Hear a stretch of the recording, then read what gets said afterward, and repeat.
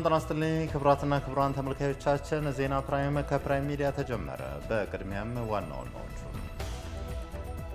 ኢትዮጵያ የዓለም አቀፉ አቪዬሽን ድርጅት ቁልፍን የህዝብ መረጃ ልውውጥ ስርዓት አባል መሆኗን የሚያረጋግጥ ሰርተፊኬት ተቀበለች። የሃይማኖት አባቶችና የሀገር ሽማግሌዎች እርቅና ሰላምን በማስፈን ሂደት የሚጫወቱትን ሚና የበለጠ ማጠናከር እንዳለባቸው ተገለጸ። ከውጭ በእስራኤል ጥቃት ተገደሉ የተባሉ 3 የኢራን ጦር መሪዎች የኢራን የድል በዓልን ከህዝብ ጋር ሲያከብሩ መታየታቸው ተገለጸ። ክቡራትና ክቡራን ተመልካቾቻችን በቆይታችን የቢዝነስ የአገር መከላከያና የስፖርት ዘገባዎች ተካተዋል። ዜናዎቹን እየመራው ሀለም ሰገድ አበባ አብሬያችሁ ቆያለሁ። አብራችሁን ቆዩ።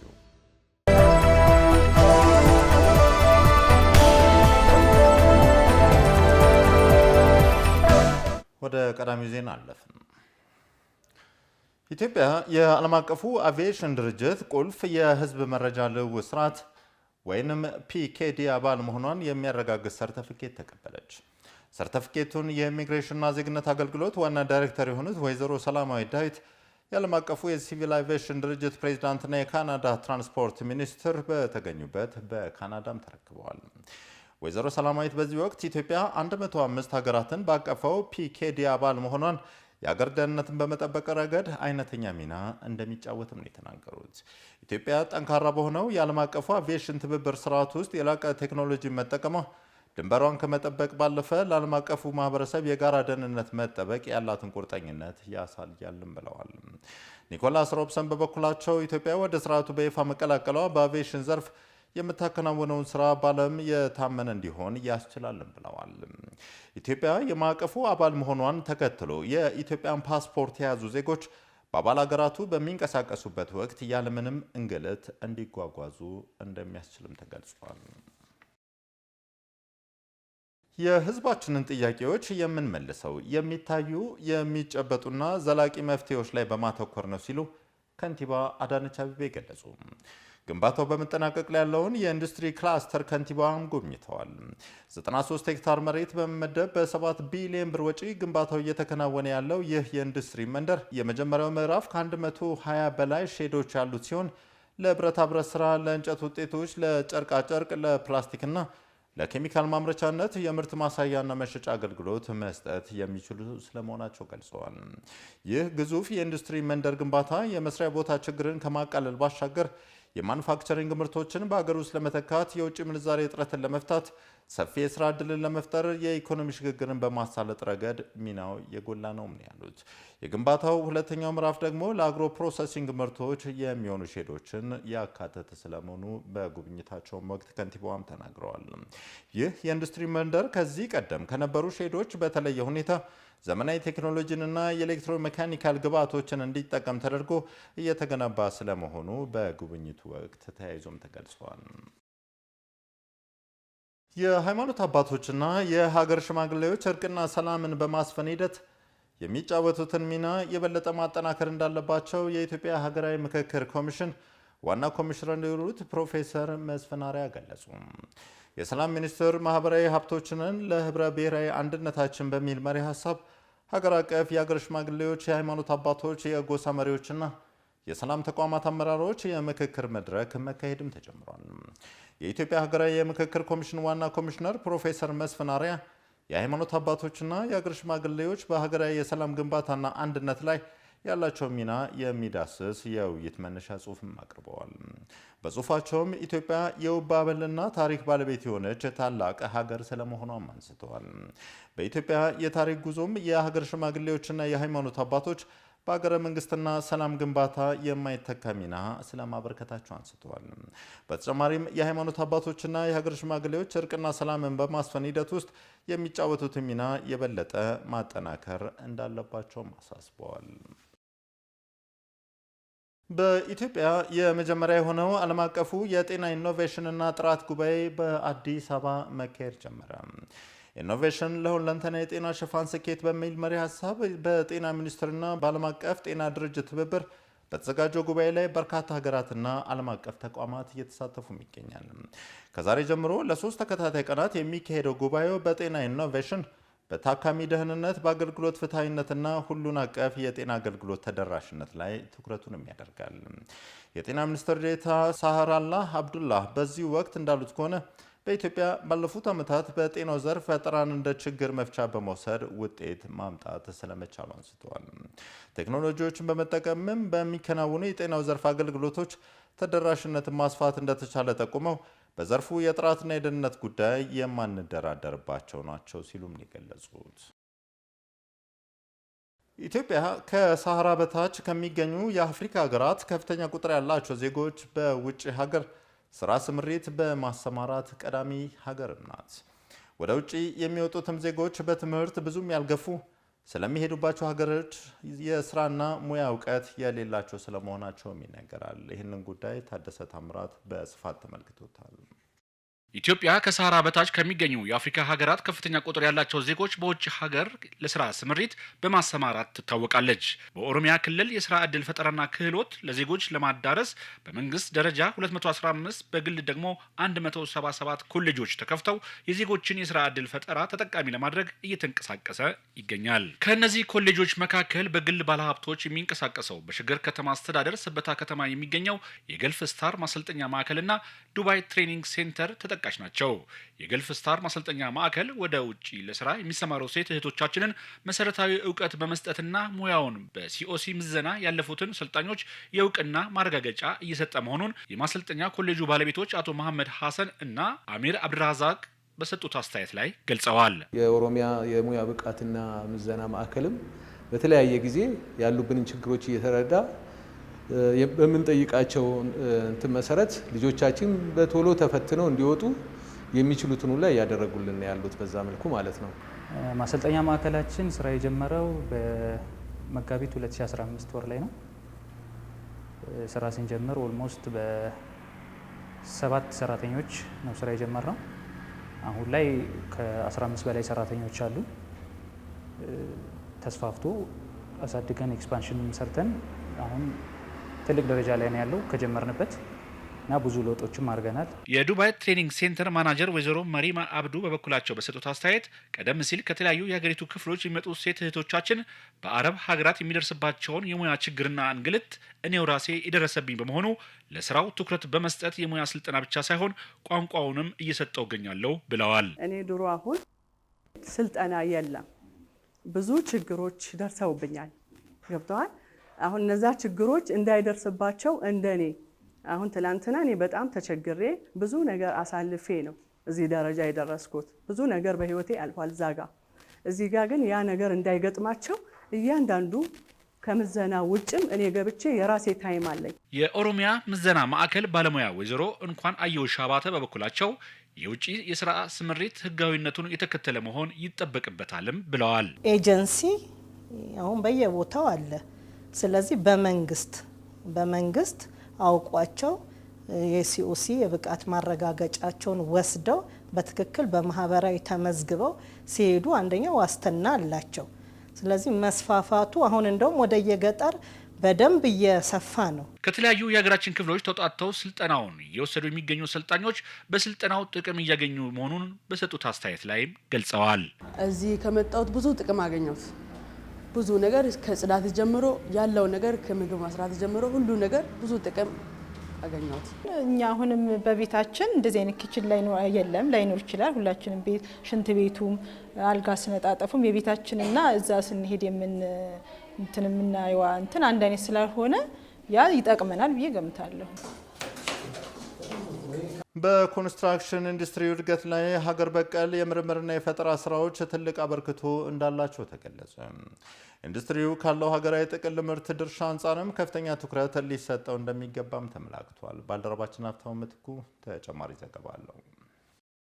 በከተማና መሰረተ ልማት ሚኒስቴር የኮንስትራክሽን ማኔጅመንት ኢንስቲትዩት የኮንስትራክሽን ኢንዱስትሪውን ተወዳዳሪነትና ውጤታማነት ለማሻሻል ያለመ ሀገራዊ የቴክኖሎጂ ትውውቅና የሽግግር መድረክ በዛሬው ዕለት አካሂዷል። በመድረኩ በኢንዱስትሪው ላይ ያሉ ተግዳሮቶችን ለመቅረፍ በሚያስችሉ አዳዲስ የምርምርና የፈጠራ ስራዎች ቀርበው ከባለድርሻ አካላት ጋር ውይይት ተደርጓል። በመድረኩ የመክፈቻ ንግግር ያደረጉት በሕዝብ ተወካዮች ምክር ቤት የከተማ መሰረተ ልማትና ትራንስፖርት ቋሚ ኮሚቴ ሰብሳቢ ፕሮፌሰር መሐመድ አብዶ ኢንዱስትሪው ካለው ሀገራዊ ጥቅል ድርሻ አንጻር ልዩ ትኩረት ሊሰጠው የሚገባ ነው ብለዋል። ሴክተሩ የጥናትና ምርምር ስራዎችን በማከናወን የፈጠራ ስራዎችን በማበረታታት ሀገር በቀል እውቀቶችን በመደገፍ ተኪ ምርቶችንና ግብዓቶችን በማስፋፋትና በማበረታታት ሴክተሩን ይበልጥ አምራች ተወዳዳሪና ቀጣይነት ያለው የኢኮኖሚ እድገት መሰረትና የስራ ዕድል ፈጣሪ ሴክተር ማድረግ አስፈላጊ ነው።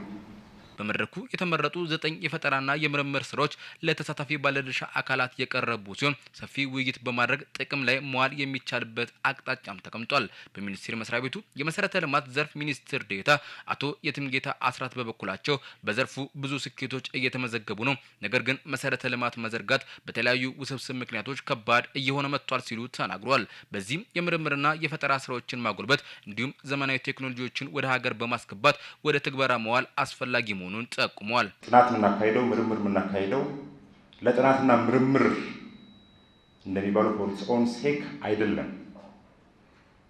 ምርምር የተካሄደባቸውን ጥናት የተካሄደባቸውን ፈጠራዎችንም ጨምሮ ወስደን በተጨባጭ መሬት ላይ እንድንተገብር ነው የሚጠበቀው። ያን በማድረግ ደግሞ ችግሮቻችንን መፍታት ማለት ነው። የሚወስደውን ጊዜ ማሳጠር፣ ግንባታን ቀላል ማድረግ፣ ወጪን መቀነስ ማለት ነው። የኮንስትራክሽን ማናጅመንት ኢንስቲትዩት ዋና ዳይሬክተር ኢንጂነር ታምራት ሙሉ በበኩላቸው ተቋማቸው የኮንስትራክሽን ኢንዱስትሪው ባለድርሻ አካላትን ማብቃት ዋነኛ ተልዕኮ ነው፣ ተቋሙ በከፍተኛ ትኩረት እየሰራበት የሚገኘው ይህንን ነው ብሏል። በዋናነት ማንዴታችን ወይም የተሰጠን ተልዕኮ የኮንስትራክሽን ዘርፉ አክተርስ ወይም ደግሞ ባለድርሻ አካላት ወይም በቀጥታ በኮንስትራክሽን ስራው ላይ የሚሳተፉት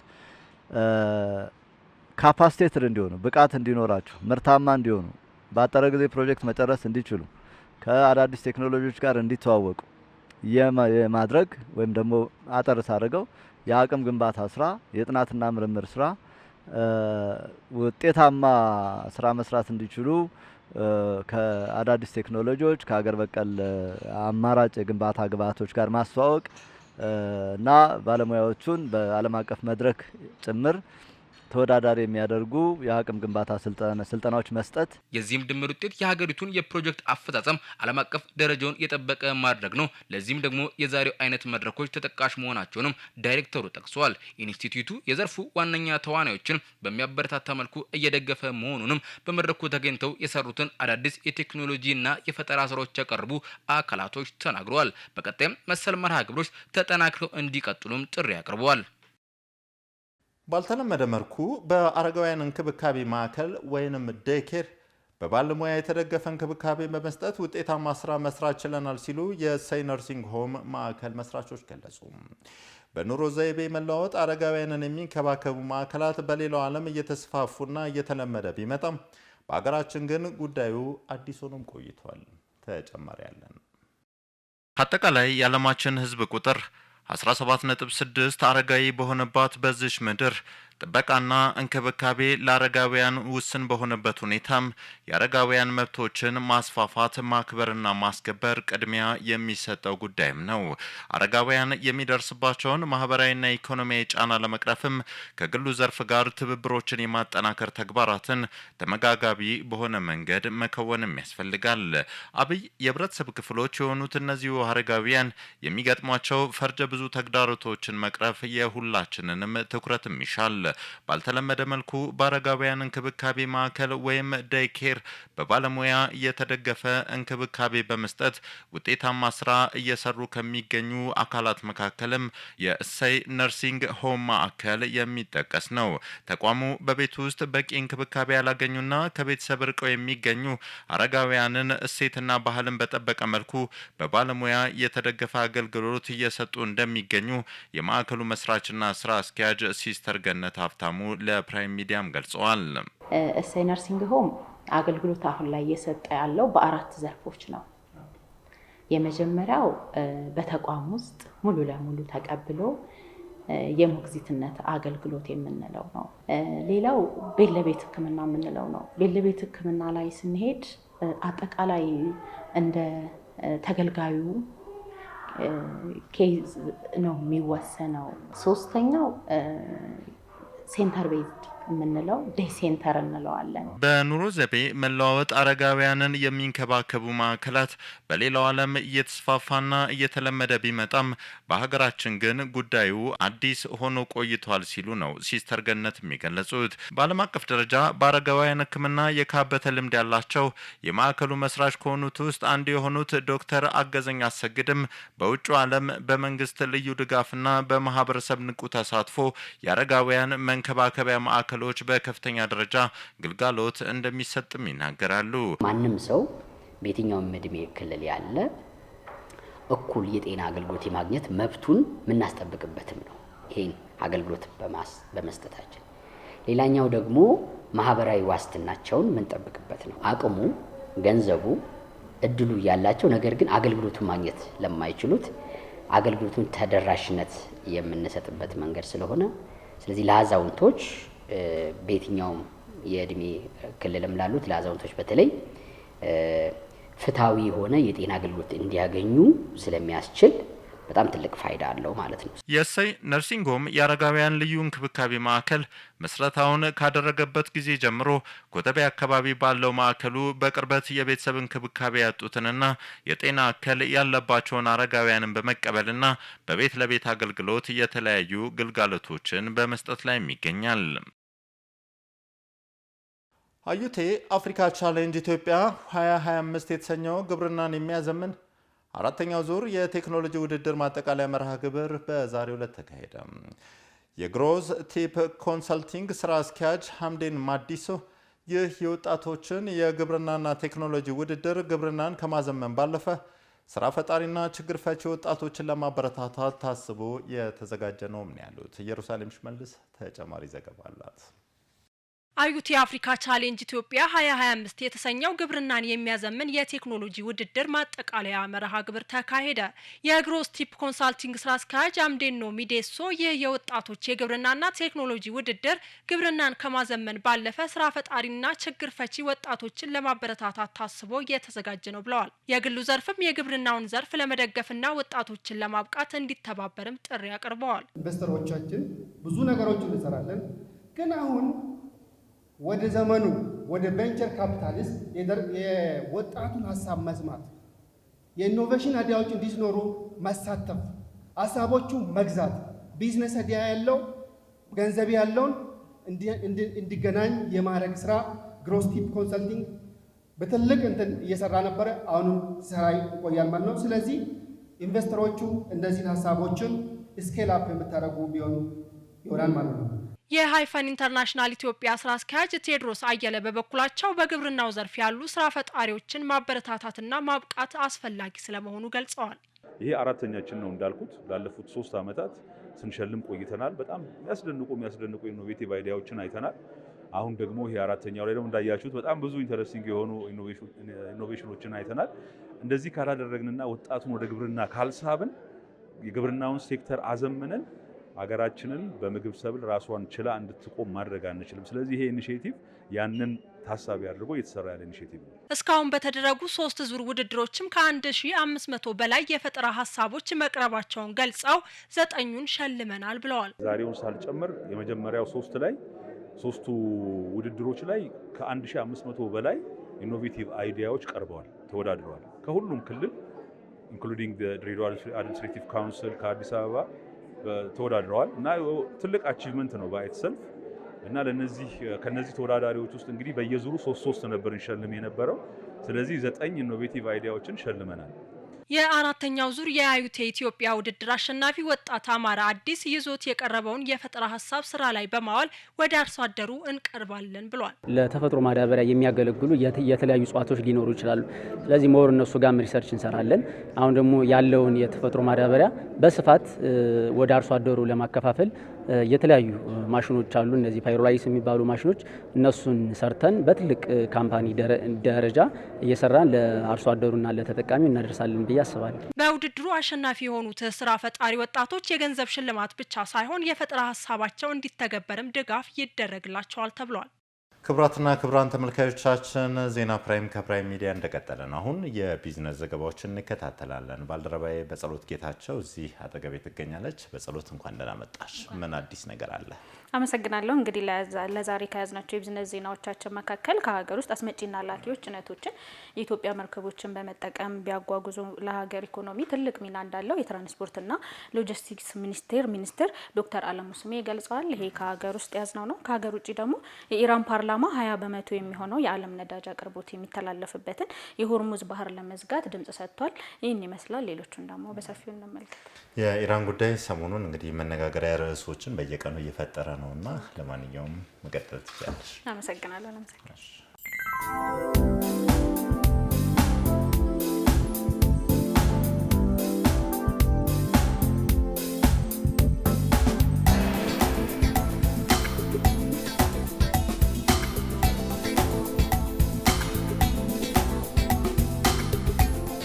አስመጪና ላኪዎች ጭነቶችን የኢትዮጵያ መርከብ በመጠቀም ማጓጓዝ ለሀገር ኢኮኖሚ ትልቅ ሚና እንዳለው የትራንስፖርትና ሎጂስቲክስ ሚኒስትር ዶክተር አለሙ ስሜ ገለጹ። የትራንስፖርትና ሎጂስቲክስ ሚኒስቴር ወደ ሀገር የሚገቡ ጭነቶች የኢትዮጵያ መርከቦች ተጠቅሞ ማስገባት ላይ ያለው ክፍተት ምንድነው የሚለው ጉዳይ ላይ ከሚመለከታቸው አካላት ጋር ተወያይተዋል። ሚኒስቴሩ የባህር ትራንስፖርት ብሔራዊ ጥቅምና የሎጂስቲክስ አገልግሎት ቅልጥፍና ማሻሻል ላይ የተመሰረተ ነው ብለዋል። የባህር ትራንስፖርት ዘርፍ ብሔራዊ ጥቅምን ከማስጠበቅ አንጻር ኢትዮጵያ መርከብ ያላት ብትሆንም ለጊዜው የባህር በር የላትም። የባህር በር እንዲኖራት በርካታ ጥረቶች እየተደረጉ ነው ብለዋል። ብሔራዊ ጥቅምን ከማስጠበቅ ባለፈ ባለሀብቶች የኢትዮጵያ መርከቦች መጠቀም ለሀገር ኢኮኖሚያዊ እድገት አስፈላጊ ነው ያሉት ሚኒስትሩ ይህም የውጭ ቀጥተኛ ኢንቨስትመንት እንዲሁም የሀገር ውስጥ ኢንቨስትመንት እንዲያድግ ያደርጋል ነው ያሉት። የሶማሌ ክልል ዓመታዊ የግመል ወተት ምርት 2.2 ቢሊዮን ሊትር መድረሱን የክልሉ አርብቶ አደር ልማት ቢሮ አስታወቀ። በክልሉ የአርብቶ አደር ልማት ቢሮ ኃላፊ ዶክተር አብዱል ቃድር ኢማን በሶማሌ ክልል ዓመታዊ የግመል ወተት ምርት 1.4 ቢሊዮን ሊትር ወደ 2.2 ቢሊዮን ሊትር አድጓል ብለዋል። በክልሉ በከተማና ገጠር አካባቢዎች ዘመናዊ የግመል እርባታ ስራ ተግባራዊ በማድረግ በግመል ወተት ምርታማነት ላይ ከፍተኛ እድገት ተመዝግቧል ነው ያሉት። በሶማሌ ክልል ቀደም ሲል ከ2 ሚሊዮን በላይ የሚታለቡ ግመሎች ቢኖሩም በቀን እስከ 10 ሊትር ወተት የመስጠት አቅም ያላቸው ግመሎች በአያያዝ ችግር ከ4 ሊትር በላይ ሳይሰጡ እንደቆዩ አንስተዋል። ችግሩን ለመቅረፍ ዘመናዊ የግመል እርባታ ስራ ተግባራዊ መደረጉን ጠቅሰው በዋናነት የግመል ወተት ምርታማነት ለማሳደግ በመኖ አቅርቦት ላይ ሰፊ ስራ መሰራቱን ተናግረዋል። በዚህ ዓመት የወንዞች ተፋሰስ አካባቢ የሚገኙ 16000 በላይ የከፊል አርብቶ አደሮችን በማሳተፍ በ27700 ሄክታር መሬት ላይ የተሻሻሉ የመኖ ዝርያዎችን ማምረት መቻሉን ተናግረዋል። እየተከታተላችሁ ያላችሁት የቢዝነስ ዜናዎቻችንን ነው። አሁን ደግሞ ከሀገር ውጭ ያገኘናቸው የቢዝነስ ዜናዎች እናልፋለን። በኬንያ ባለፈው የፈረንጆቹ ዓመት በከፍተኛ የታክስ መጨመር ሰላማዊ ሰልፍ በወጡ ወጣቶች አብዛኛው የንግድ ቤቶች መውደማቸው ይታወሳል። በዚሁ መሰረት ቀኑን ለማስታወስ በተዘጋጀው ሰልፍ በናይሮቢ ያሉ የንግድ ቤቶች ጥቃትን በመፍራት ተዘግተዋል። ሰኔ 25 ተቋሙ ዓመታዊ በዓል የመጀመሪያ ቀን ነው። እነዚህ ሰልፈኞች በፋይናንሻል ቢል 2024 በአስፈላጊ እቃዎችና አገልግሎቶች ላይ ከፍተኛ ቀረጥ የጣለ ቢል ነበር ለኬንያ ፓርላማ የቀረበው። በአሁኑ ወቅት ሀገሪቱን እስከ መሰረቱ ያናወጠውን የተቃውሞ ሰልፍ ለማስታወስም ወጣት ኬንያውያን ወደ ጎዳና ወጥተዋል። በዚህም ምክንያት የሀገሪቱ ዋና ከተማ የሆነችው ናይሮቢ የሚገኙ የንግድ ተቋማት ጉዳት ሊደርስ ይችላል በሚል ስጋት ለዕለቱ ለደህንነታቸው ፈርተው የንግድ ሱቆቻቸውን መዝጋትን መርጠዋል። ምንም እንኳን ፖሊስ በንግድ ማዕከል የንግድ አካባቢ የጸጥታ ኃይሎችን ማሰማራቱን ቢገልጽም ሰልፉ በሰላማዊ ሰልፉና አመጽ ባዘጋጆቹ እንዳይኖር ጥሪ ቢቀርብም የንግድ ባለቤቶቹ ስጋታቸውን በማሳየታቸው ሰልፉ እስኪጠናቀቅ ድረስ ለጊዜው መዝጋትን መርጠዋል። የኢራን ፓርላማ 20% የሚሆነው የዓለም የነዳጅ አቅርቦት የሚተላለፍበትን የሆርሙዝ ባህርን ለመዝጋት ድምጽ ሰጥቷል። የሆርሙዝ ባህር የንግድ መተላለፊያ መስመር ከተዘጋ በአፍሪካ ሀገራት ከፍተኛ ጫና ሊያመጣ ይችላል ተብሏል። የመተላለፊያ መንገዱ ከተዘጋ በዓለም አቀፍ ደረጃ የነዳጅ ዋጋ ላይ ከፍተኛ ጭማሪና የንግድ መስመሮችን እንደሚያስተጓጉልም ተጠቅሷል። በባህረ ሰላጤው የነዳጅ ምርቶች ላይ ጥገኛ የሆኑ የአፍሪካ ሀገራት በነዳጅ ዋጋ መጨመርና በዋጋ ንረት ምክንያት ኢኮኖሚያዊ አለመረጋጋት ያጋጥማቸዋል ተብሎም ተተንብዮአል። እንደ ዩኤስ ኢነርጂ መረጃ በ2023 መጀመሪያ ላይ ወደ 20 ሚሊዮን በርሜል የሚጠጋ ዘይት በየዓመቱ ወደ 600 ቢሊዮን ዶላር የሚገመት የሆርሙዝ ባህር ውስጥ ያልፋል። ኢራን አሁን በተመለከተው የእስራኤል ግጭትና የአሜሪካ ጣልቃ ገብነት ሆርሙዙን በመዝጋት የጂኦ ፖለቲካዊ ጠቀሜታን ለማግኘት ወስናለች። ለአፍሪካ ሀገራት ከውጭ የሚገቡ የተጣራ ነዳጅ ላይ ጥገኛ መሆኗ ና ለዓለም አቀፍ የነዳጅ ዋጋ መናጋት መጋለጥን ከግምት ውስጥ በማስገባት መዝጋቱ የዋጋ ንረቱን ሊፈጥር፣ ንግድን ሊያደናቅፍና ፖለቲካዊና ኢኮኖሚያዊ መረጋጋትን ሊጎዳ ይችላል ተብሏል። የቢዝነስ ዜናዎቻችንን ከማጠቃለላችን በፊት የውጭ ምንዛሬ መረጃን ተከታትለን እንመለስ።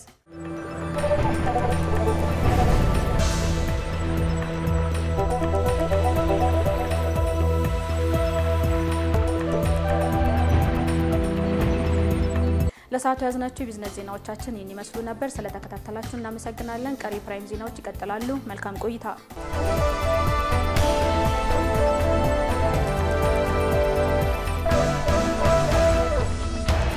ክቡራትና ክቡራን ተመልካቾች ዜና ፕራይም ከፕራይም ሚዲያ እንደቀጠለ ነው። በያላችሁበት ከኛ ጋር ቆይታችሁን ስለምታደርጉ ሁላችሁንም ከልብ እናመሰግናለን። አሁን ደግሞ እስቲ ወደ ዓለም አቀፍ ጉዳዮች እንለፍ። የኢራን ፓርላማ ከተባበሩት መንግስታት ድርጅት የኒውክሌር ተቆጣጣሪ ዓለም አቀፉ አቶሚክ ኢነርጂ ኤጀንሲ ሀገሪቱ የሚኖራት ትብብር እንዲቆም የሚያግድ ድምፅ መስጠቱን የሀገሪቱ መንግስታዊ ሚዲያዎች ዘገቡ። ዓለም አቀፉ የአቶሚክ ኢነርጂ ኤጀንሲ እስራኤልና አሜሪካ በኢራን የኒውክሌር ይዞታዎች ላይ የፈጸሙትን ጥቃት ለማውገዝ ፈቃደኛ አልሆነም በማለት ነው የኢራን ፓርላማ አፈ ጉባኤ መሐመድ ባጋር ጋሊባ መናገራቸውን በማስታወስ አልጀዚራም የዘገበው። በመጨረሻው በእስራኤል ጥቃት ተገደሉ የተባሉ 3 የኢራን ጦር መሪዎች የኢራን የድል በዓልን ከህዝብ ጋር ሲያከብሩ መታየታቸው ተሰማ። አዛዦቹ የአያቶላ አሊ ሐሚን ከፍተኛ አማካሪ እና የደህንነት ዋና አማካሪ አድሚራል አሊ እንዲሁም የመከላከያ ሚኒስትርና የአየር ኃይል አዛዥ የነበሩት ብርጋዴር ጀነራል አዚዝ እንዲሁም የእስላማዊ አብዮታዊ ጥበቃ ቅዱስ ኃይል አዛዥ ብርጋዴር ጀነራል ኢስማኤል ካይን ናቸው። የኢራን ብርጋዴር ጀነራል ኢስማኤል ካይን ቴህራን እስራኤልን አሸንፋለች በማለት በድል በዓሉ ላይ የገለጹም ሲሆን በህይወትና በጥሩ ሁኔታ መታየታቸውን የኢራን መገናኛ ብዙሃንም ዘግበዋል። የኢራን ታስኒም የዜና አገልግሎት ላይ በተለጠፈ ምስል ቃኒ በዝግጅቱ ላይ ከተሰበሰቡት መካከል እንደነበሩም ያሳያል። ፕሬስ ቲቪም የእስላማዊ አብዮታዊ ጥበቃ ቅዱስ ኃይል አዛዥ ብርጋዴር ጀነራል ኢስማኤል ካይን በእስራኤላውያን አገዛዝ ላይ የድል በዓላትን ባከበሩበት ወቅት በታላቅ ደስታ በቴህራን አቀባበል ተደርጎላቸዋል ስለመባሉ ብዙዎችን እያነጋገረም ይገኛል። ክቡራትና ክቡራን ተመልካቾች ከፕራይም ሚዲያ ዜና ፕራይም እንደቀጠለ ነው። አሁን ደግሞ የአገር መከላከያ ሰራዊት ዘገባዎችን እንከታተላለን። ባልደረባዬ ታደሰ ታምራት እዚህ አጠገቤ ይገኛል። ታደሰ እንኳን ደህና መጣ። እንኳን ደህና ቆየኸኝ አለምሰገድ። እጅ ከምን ብያለሁ። እንግዲህ በዛሬ የመከላከያ ዘገባዬ እንግዲህ ያው ፊልድ ማርሻል ብርሃኑ ጁላ በመከላከያ ተቋማት ተዘዋውረው ጎብኝተዋል። ሌላ ደግሞ የመከላከያ ስራ አመራር ዘርፍ ደግሞ ግምገማዎችን አከናውነዋል። እንዲሁም ደግሞ የፌዴራል አየር ኃይል 2 ሴት ወታደሮች ማለትም አብራሪዎችን ከኤል 39 ወደ ጀት አብራሪነት እንዲዘዋወሩ አድርጓልና ሌሎችም ዜናዎች ይዤ ቀርብ ያለው። በጣም ጥሩ መቀጠል ትችላለህ። አመሰግናለሁ።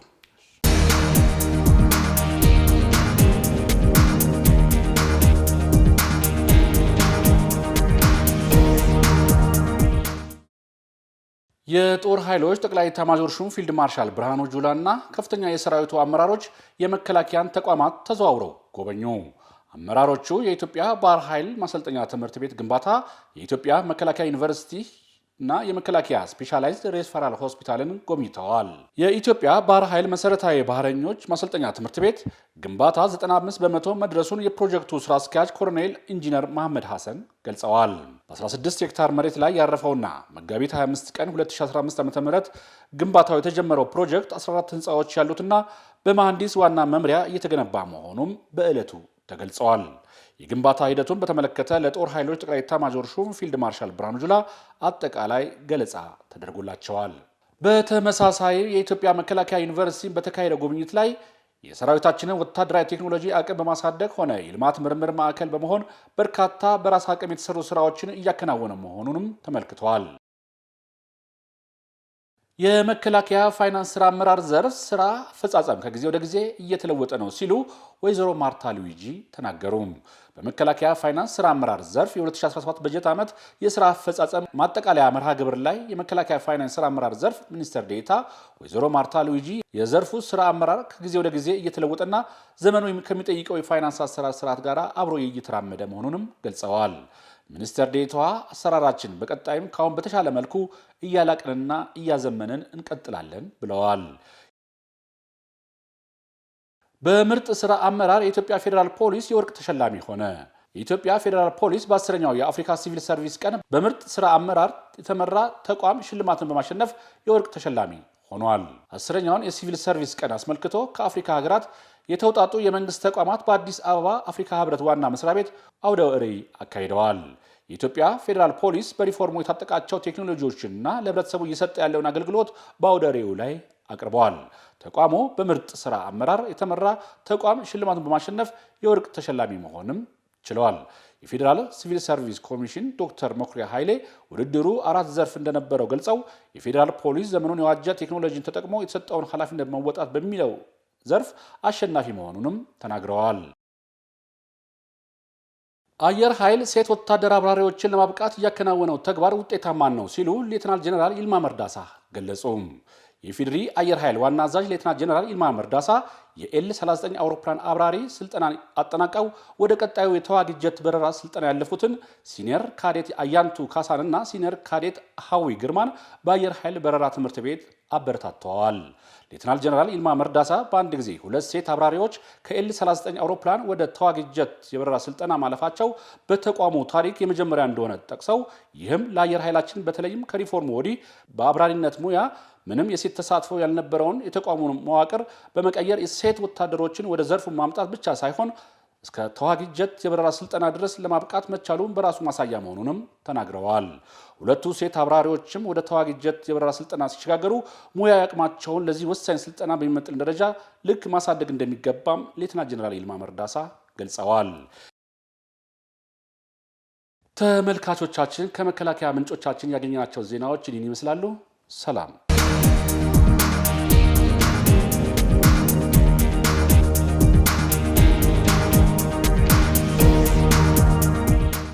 ክቡራትና ክቡራን ተመልካቾቻችን ከፕራይም ሚዲያ ለዕለቱ የያዝናቸው ዜናዎች የተከታተላችሁትን ይመስላል። አመሰግናለሁ።